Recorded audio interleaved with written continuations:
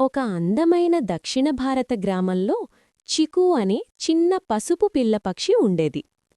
సంక్రాంతి పండుగ దగ్గరపడడంతో గ్రామం మొత్తం ఆనందంతో నిండిపోయింది. ప్రతి ఇంటి ముందు రంగురంగుల ముగ్గులు, ఎత్తుగా నిలిచిన చెరకు, ఆకాశంలో ఎగిరే గాలిపటాలు కనిపించాయి. సంక్రాంతి ఉదయం చికు సంప్రదాయ దుస్తులు ధరించింది.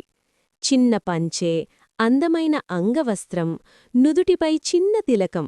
చికు ఎంతో ముద్దుగా కనిపించింది. చికు అమ్మతో కలిసి ఇంటిని పూలు, మామిడి ఆకులతో అలంకరించింది. ఇద్దరూ కలిసి రుచికరమైన పొంగలి వండారు. ఆ సువాసన ఇంటంతా పరుచుకుంది. తరువాత చికు తన స్నేహితులతో కలిసి భోగి సంబరాల్లో పాల్గొంది. వాళ్లంతా ఆనందంగా నాట్యం చేసి, జానపద పాటలు పాడుతూ మంచి పంటలకు సూర్యదేవుడికి కృతజ్ఞతలు తెలిపారు. కనుమ రోజు చికు పొలాలకు వెళ్లి ఆవులకు మేత వేసింది. పొలాల్లో సంతోషంగా ఆడుకుంది.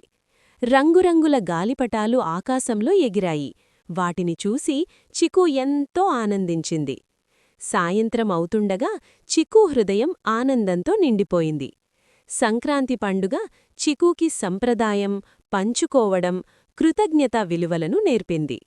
ఆ రాత్రి చికు పెద్ద చిరునవ్వుతో నిద్రపోయింది. గాలిపటాలు, చెరకు కలలతో మధురంగా నిద్రించింది.